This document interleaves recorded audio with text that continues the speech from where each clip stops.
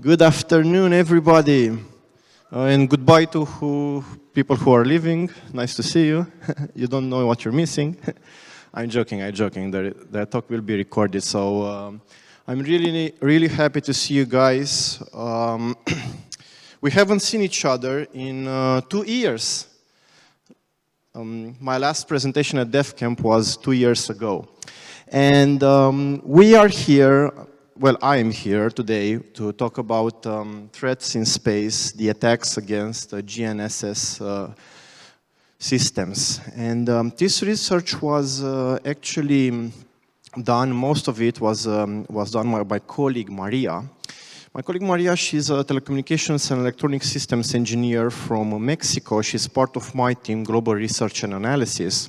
Unfortunately, she couldn't join us today as she is from Mexico, so she asked me, Dan, you helped me a bit with this research, please can you present it because it's really cool and I think the audience here at DefCamp would be really happy to listen to it and see it. So I said, Maria, sure, let's do it. For those of you who don't know me, my name is Dan Demeter, Kaspersky researcher, Global Research and Analysis team. You might have heard about my team, which was called GREAT, is called GREAT.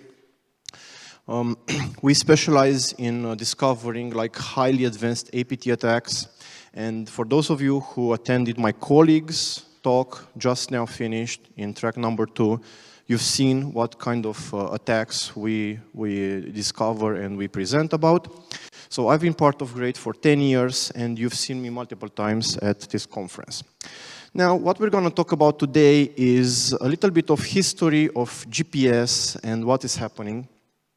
How do we use GPS daily? Threats, and then how do we defend? And then a little bit of, if we have time, a little bit of epilogue. I will be asking you some questions, and we'll be giving prizes for the best and fastest answers. So be ready. The whole story, the entire story started when GhostSec, which is a hacking group affiliated with Anonymous, they presented and they tweeted a post saying that, hey, you know, guys, in February 2023, we managed to receive some, to hack some satellite receivers. And we were like, oh, interesting, like GNSS stuff. For those of you who don't know, GNSS, Global Navigation Satellite System. So basically it encompasses all the navigational systems. So we were like, oh, this is interesting, this is pretty cool. By the way, guys, from the technical part, I don't have my notes in here. So yeah, and I don't have the timer, but I don't think there is. It's fine. So let's move on and let's have a little bit of history of what are the systems for like finding your location on this planet Earth. Basically, we have multiple ones: GPS, GLONASS, Galileo, Beidou. I'm going to talk a little bit on them. And my first question for you is, if anybody knows what was the original name for the GPS system used by the US Army. The original name. I have a prize. I have a screwdriver for you. Any takers? Huh? Okay, so the original name was Navstar GPS. Oh, you raised your hand? You had your hand raised. I didn't see you, sorry. Next question. So the Navstar GPS, which was launched in late 1970s, nowadays it has like 31 satellites all around our globe. It orbits around 12 hours. And basically it provides, if you have 6 satellites in view, you are okay. We go to the next one, GLONASS. What is the original Russian name for GLONASS? Anybody knows? Anybody knows? Well, so much for the prizes, Mr. Bogdan. I want to double check because I don't have the notes here as I was promised by the technical team, but luckily I have the translation here. Globalnaya navigaționная sputnikovaya sistema. So it's basically a satellite system compressed of, which comprises 24 satellites plus 3 spares.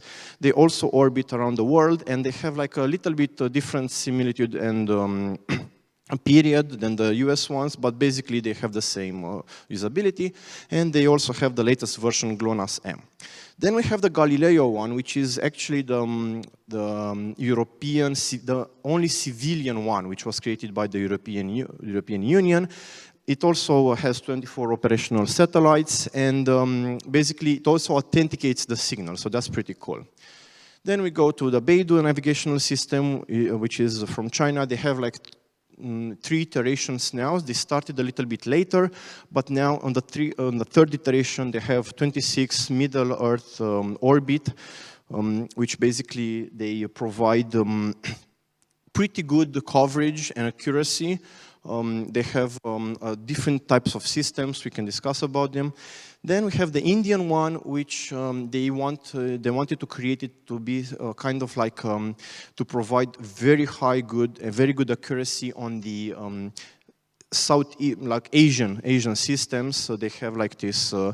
They will expand to 12 satellites, and they provide also pretty good coverage. And then we have the Japanese system, which they actually don't have that much satellites, but they are coordinated, and they are kind of like let's say they are synchronized with the GPS satellites, and they are augmenting the GPS satellites, but only for the Asia Pacific region here. What's interesting about them, they have this kind of like periodic quasi-zenith orbit, which you can see it in the picture. And basically, if you are in Japan, you get like coverage most of the time, as they are like above 70 degrees above the sky. So basically, you have coverage. If there's like clear time, you have coverage most of the time. The spectrum where they broadcasting is, of course, they are overlapping, but the more systems, the more constellations you get, the better coverage you have, and you can find your position even better. But in order to do that, it's not only about the satellites. It's also about groundwork, the stations. So basically, we have the satellites which are orbiting around 19 to 36 kilometers, but we also have ground control systems which they're actually checking. You can see that we have like a master station, we have like a control station, we have like stations that are uploading data all the time. Basically, they're checking to make sure that the systems are not drifting away. Also, due to modern physics law and due to like Einstein's rules, the the second in space is 34 nanoseconds less than the seconds here we live in Romania, on the globe. So the satellites, they actually have this measure to compensate for the 36 nanoseconds that they are experiencing faster in space. That's pretty cool. And then at the end users, we receive the signal, planes, cars, mobile phones, etc., etc. So this is how a satellite looks like before being launched into space. And also we have these receivers, like GNSS receivers, which you have one of type like this in your phone. So of course there are more advanced ones in order to have better calibration. So what do we use them for? A lot of stuff. We use this for I've seen the craziest stuff like 2 or 3 years ago. I've seen it. I was talking to my friend, a journalist here in Romania, and she interviewed somebody from a startup doing in Russia. And they have these agriculture tractors here. You can see it. And basically, they run it like autonomously. They find their position autonomously, and you let it go, and it just goes away without any human interaction. That's pretty cool.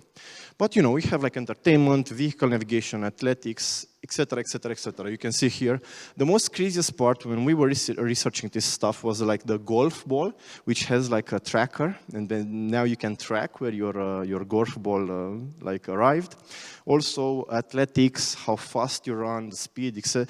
It's like super cool data that you can get. Now, the main science applications is like a lot of stuff, and you can see like earthquakes, topography. You can see like you can use. The most interesting part that I saw is that the electrical power grid needs to be synchronized exactly at the heart. Like if it desynchronizes just a bit, which actually happened an event in Europe 2 years ago, if it desynchronizes a bit, you get like really bad stuff. Some parts of the power grids in the world are actually synchronized using the GPS systems to make sure that their clocks are synchronized perfectly. So that's pretty cool, you know. But what happens then if there's no GPS? Well, you know, I asked ChatGPT, hey, you know, can you draw me an image of like how do you see it? And this is how ChatGPT generated the stuff, you know. The idea is that we rely on GPS, even though you don't know it, we rely it every day. Heck, you know, I came here by Bolt, and the driver was using Waze to come here. No, Waze is using GPS. So GPS is actually pretty useful in our life. So it runs the modern world. Now, the problem is that it is constantly under attack. And it is under attack with multiple attacks. And I will be explaining those attacks for you just briefly. The most simple way to do a GNSS attack is by jamming it. And you know, those are the devices. I think some of you might know them. They're not pretty expensive. And basically the idea is that you want to jam the signal from the satellites and you want to make it unavailable. Of course, as I was mentioning before, you need to have, for a correct identification of our position, you need to have at least three satellites from the one constellation. So basically, if you manage to jam the spectrum enough, it's good. And also, it's band adjacent, depends what kind of jammers you use. Mostly near conflict zones, we see that there's a website. I can give it to you later if you want. I don't want to publicly place it here. There is a website where you can see most places in the world which are GPS jammed. Well, you know, what is interesting is that we will see a little bit later some maps. But before that, before jamming, we can also do spoofing. Well, spoofing is a little bit crazier because not only blocks the network from you, so basically say no signal and you don't know where you are, but rather it tells you, hey, you're over the road, you're somewhere else. And here things get a little bit complicated because you basically change the contents of the message that you receive from the satellites, and then you can do some crazy attacks on it. And the most craziest application of this spoofing are for planes, because planes they use GPS positioning. And in our research, we've seen a research paper that said that this year, 2024, more than 60% commercial flights have been hit by like weird GPS signals. And of course, planes have multiple methods of flying that don't rely on GPS only, but it's crazy what's happening. Now, how many of you are accustomed with attack matrix, you know, TTPs? You use them? Yeah, some people use them. Yeah, it's industry standard now. The matrix, the attack defense matrix, they're pretty good. Now, there is a space attacks research and tactic analysis, SPARTA, which is a matrix for attacking spatial objects. And you can see it there under execution. There is like this jamming, spoofing, side channel attacks for GPS. So basically, it's not us who started this. It's also in the matrix officially, like TTPs for attackers, how to attack those systems. But you know, this is only from the satellites. But what about the receivers? The receivers themselves, it turns out they are also vulnerable. And we were thinking that what about we find receivers that are accessible over the internet? And basically what Maria managed to find out is that most of the receivers, they are running old software and broken authentication methods. And exposing one receiver to the internet can lead to full RCE, you can lead to spoofing, you can data theft, you can inject different frameworks if it's not correctly configured.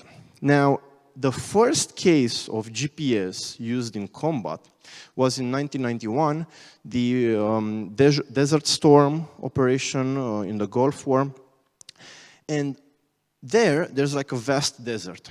And the story is that there was this US Army, and they were deploying tanks, and they were deploying troops, and they were like in the middle of nowhere, in the middle of desert. And the tanks were like, hey guys, initially they didn't accept receiving GPS, this new system developed in the 80s, you know, they knew better, they knew how to use maps. And initially they didn't want it. But then when they were finding themselves in the middle of nowhere, in the middle of the desert, they were like, hey, please, can you send us some devices, you know, to find our position? Well, the problem was those devices were really heavy, like 2 kilos, the one on the right. 3.5 libs, and basically it was kind of crazy. And some people, this is actually true, some military personnel, they asked for commercial civilian devices to be sent to them to find their way there. But Desert Storm was the first kind of like conflict where GPS was used in order to coordinate with the army. But nowadays, you can see that the attacks are getting more and more, and they're used. Attacks on GPS are used in combat. And the next photo is pretty interesting because you can see that on the same website where GPS spoofing attacks are reported, you can see that on the Black Sea region here, it's all red.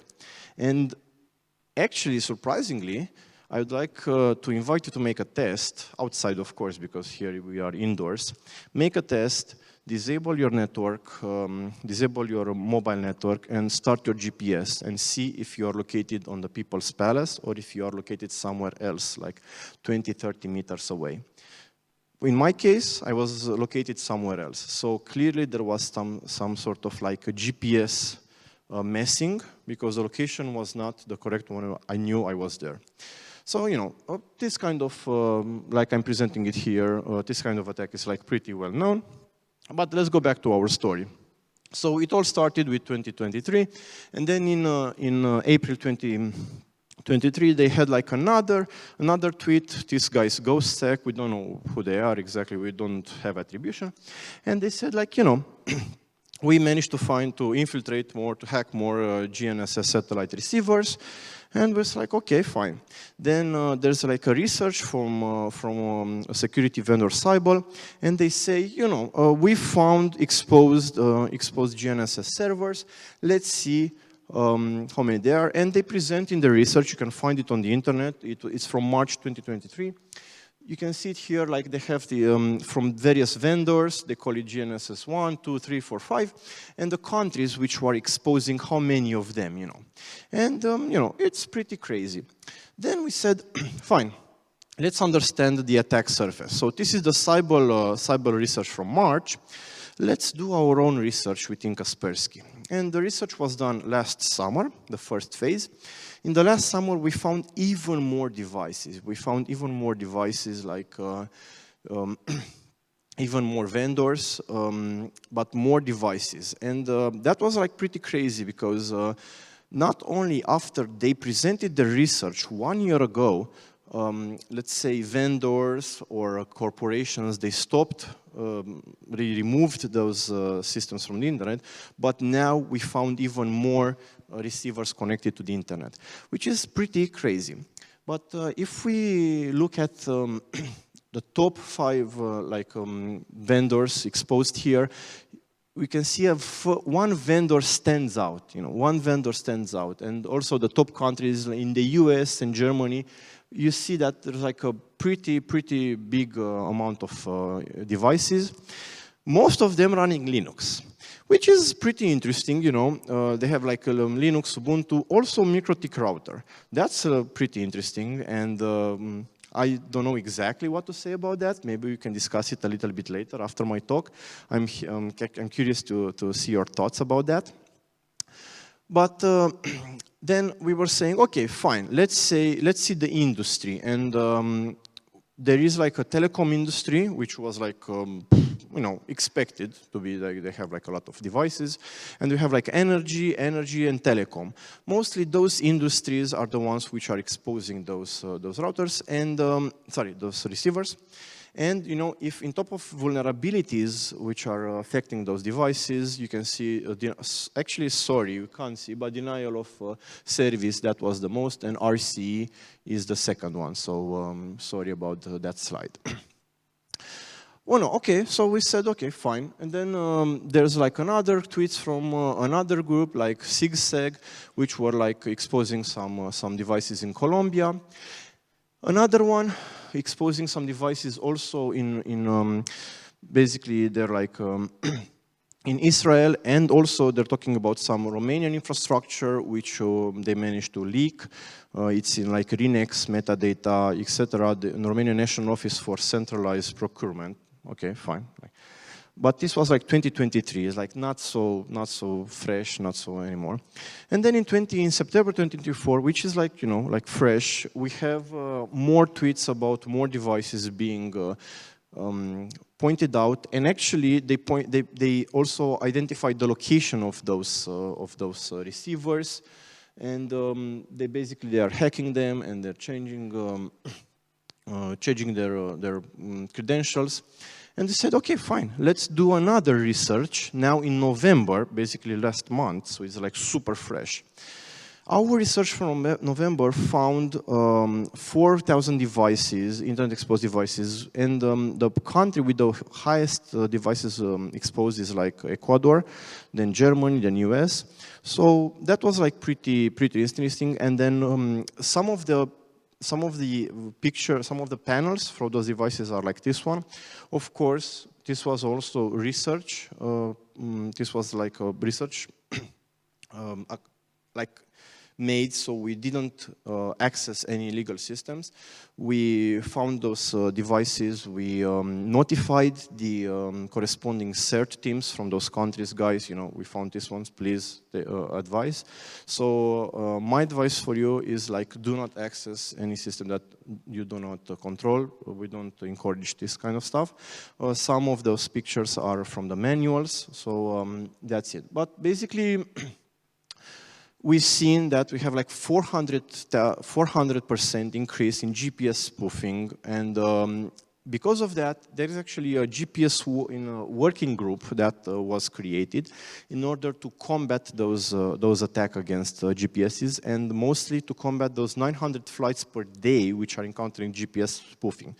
And if you look at the bottom of the list, you can see that also in Romania, 200 planes were affected between July 15 and August 15 this year, which reported GPS spoofing and were affected by this stuff. So it's a worrying trend. It's something that I think it will increase. And the question is, how do you protect against it? Well, there are multiple methods. You can use like an algorithm, time difference of arrival, which is like pretty interesting. You can filter some signals. Basically, you have like constellations, you have different constellations, and you filter some signals that you trust, or it's encrypted, or it's like authenticated. Then you have like multiple frequency stuff, which is like pretty cool, because you can, if something is jammed or something is broken, you can hop onto another constellation.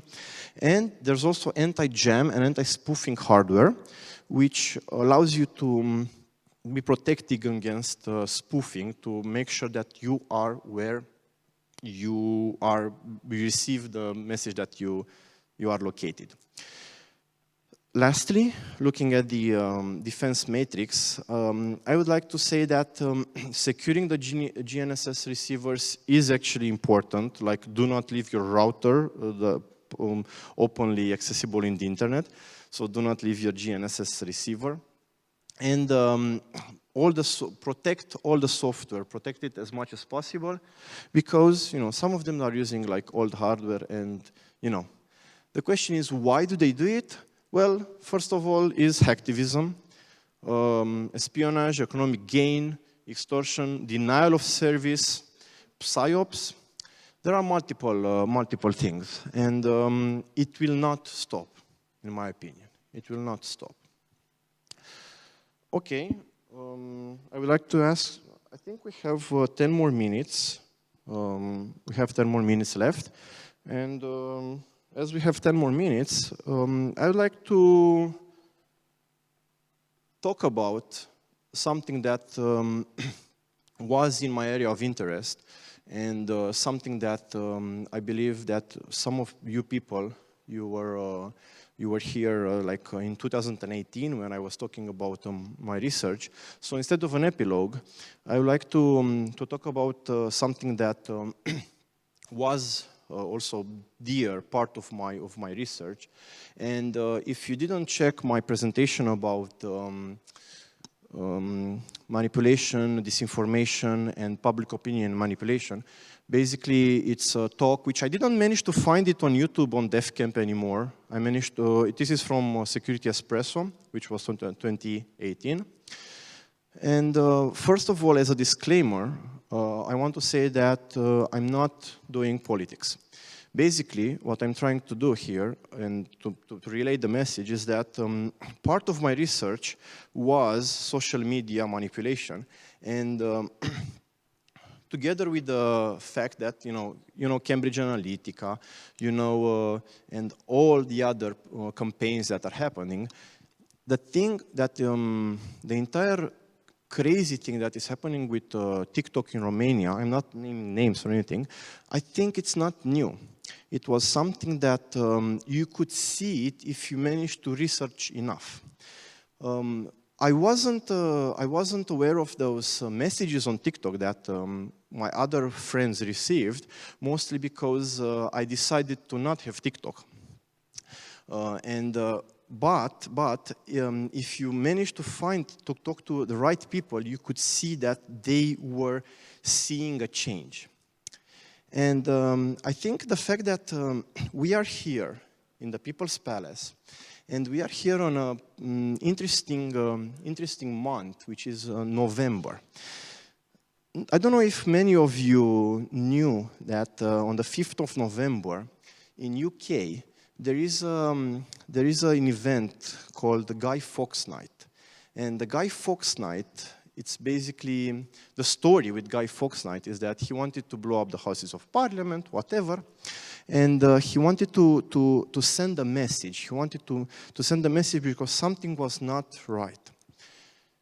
Of course, he was found out, and nowadays we have like fireworks and a good show for kids, and everybody's having a laugh. But I think the idea remains. I think the idea remains is that he wanted to send a signal for something to change. And I think nowadays we see also, this is a warning signal that we are on the wake of something that will change. I don't know what. It's scary, but we are part of this world where we are in constant change. I don't know what's going to happen next week.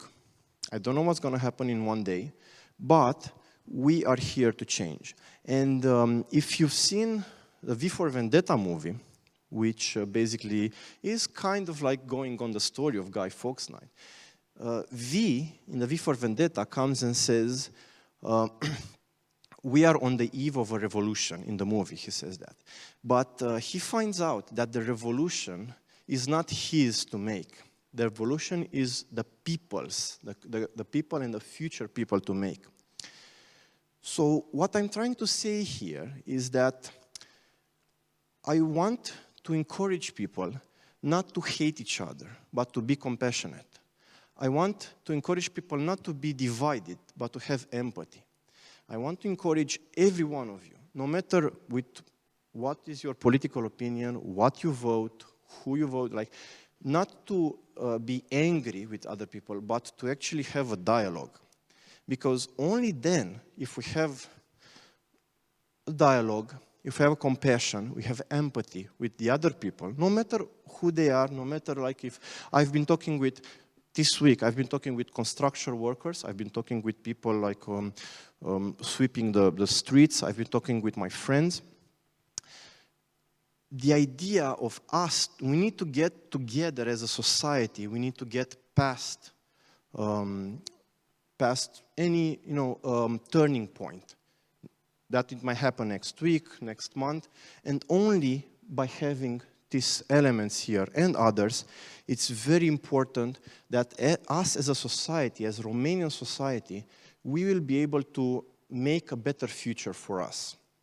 And in the end, I will leave you with a quote from a very nice movie. Actually, I'm gonna read the quote with you, but in order to see the quote, actually, I'm gonna come here. So the quote says like this: "The kingdom of God is within man, not one man, nor a group of men, but in all men, in you. In you the people have the power to create machines, the power to create happiness. You, the people, have the power to make this life free and beautiful, to make this life a wonderful adventure. Then, in the name of democracy, let us use that power. Let us all unite. Let us fight for a new world. A decent world that will give men a chance to work, that will give youth a future and old age a security. The promise of these things, by promise of these things, brutes have risen to power. But they lie. They do not fulfill that promise. They never will." These are the words from Charlie Chaplin, 1940. Let us remember those ones, and let us all start a dialogue. Thank you very much. Do we have time for questions? Yes, we have time for all the questions, so please raise your hands. Also, we have prizes, so Don't be shy. don't be shy. Don't be shy. I see one question there and one in the back.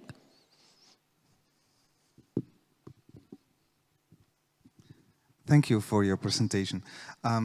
There was this crash of a plane a few days ago in Lithuania, and it was probably also with GPS jamming or something like that.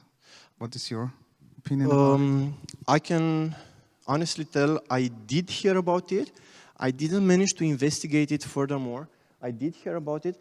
In my opinion, I don't know. I have to investigate. Maybe we can look together. In my opinion, and in our research of what we did, planes, they don't have only GPS signals. And in case, because planes were flying before the GPS was invented. So if something happens with the GPS system, the plane has the methods and has the what's it called, the systems to fly without in blind. But I don't know. Maybe something happened. I did read, but I didn't investigate further. Sorry, I don't have more info. We have another question here. Now I see your hand. Yeah. We'll take, I think, all of our questions. So. Hi, thank you for the presentation. It was very beautiful.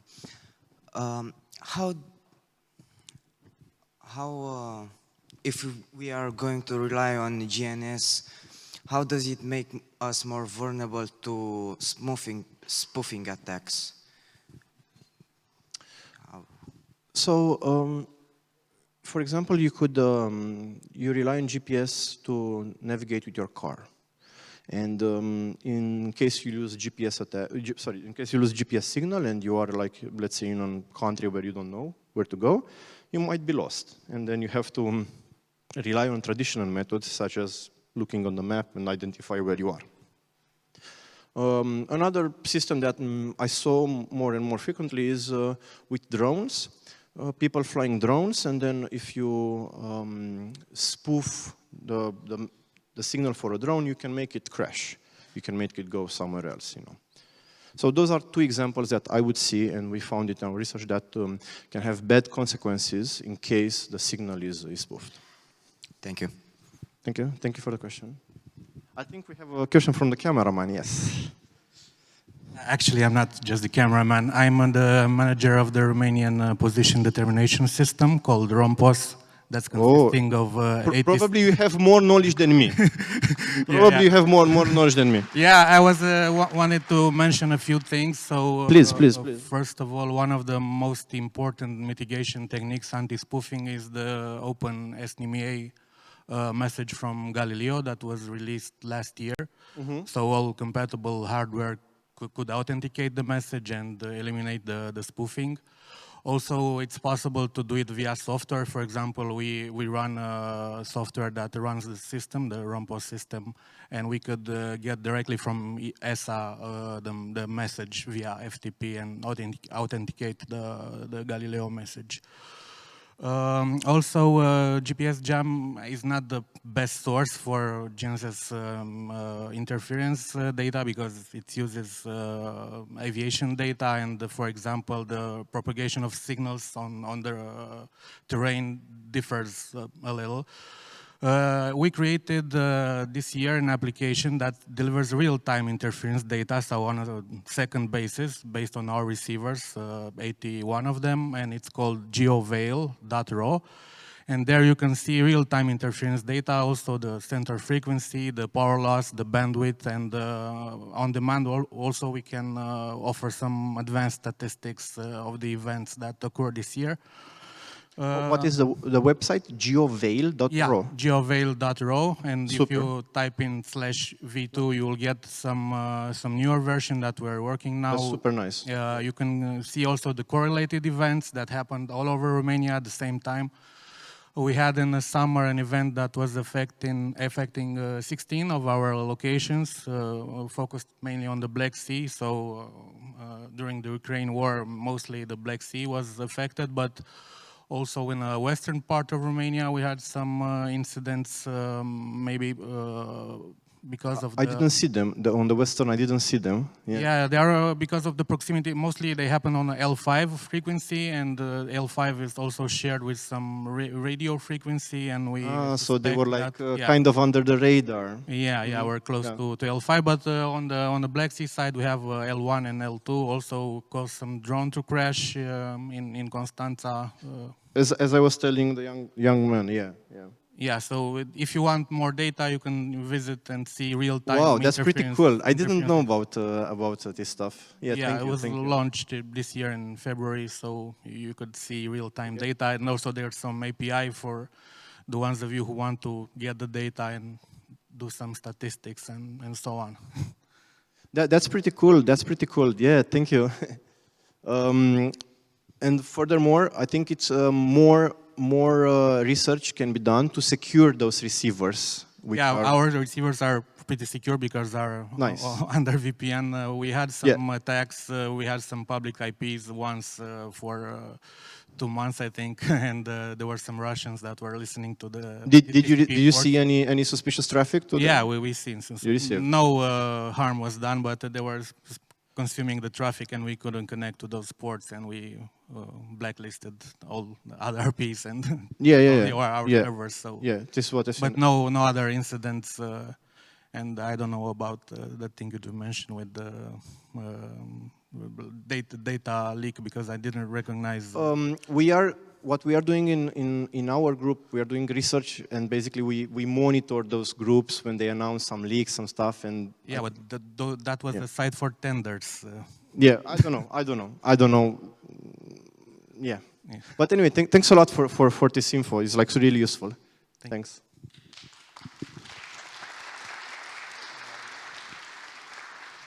Another question? Welcome. Yes, I would also like to ask a question referring more to the last part of the speech.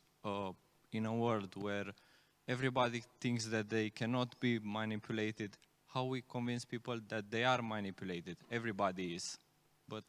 Sure, even myself, I'm manipulated, and I think we are a product of our surroundings. Yes, this dialogue and education is are the most important parts when you want to have this. I know it's hard, but just by starting discussing about it, it's a first step. It's not easy. Thanks. I have some prizes. Can you give me prizes? Yes, but we can also take one more question. One more question. Yes, please. Yeah. I see one there. Okay, hi. First of all, cool presentation. I wanted to ask whether or not your research also included bypassing firmware restrictions in GPS receivers for like altitude and speed, which I'm pretty sure GPS receivers have, but I'm not sure about the other ones like GNSS and whatever. I understand the question, yes. We didn't research the ways of hardwarely modifying. This is what you're asking, like if you can modify by hardware the GPS receiver and stuff. Mostly, when I was buying my drone, I saw there was this firmware from China or something like that, and they could bypass the restrictions, the zones. We didn't research that. We were researching the other side of like, let's say, original or normal receivers which were attacked by the attackers. Okay, fair enough. Thank you. Another question here? I think that's the last one. Let's take the last one, yeah.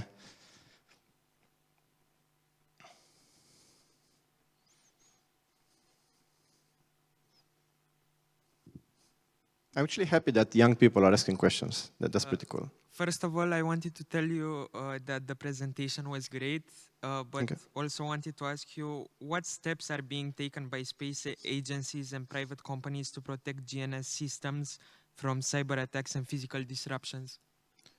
Well, we just discussed about it with this gentleman here. They have these ways of also authenticating the system. If you saw in my slide, there was like a small mention that Galileo is authenticating their system.